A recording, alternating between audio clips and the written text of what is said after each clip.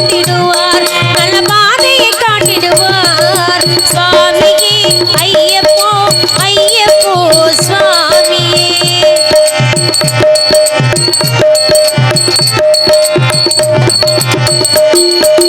சபரி பீடமே வந்திடுவார் சபரி அன்னையை பணிந்திடுவார்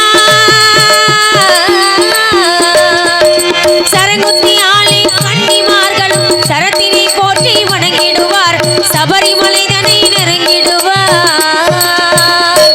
18 படி மீதும் ஏறிடுவார்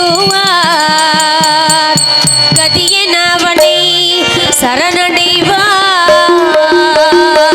மதிமுகம் கண்டே வணங்கி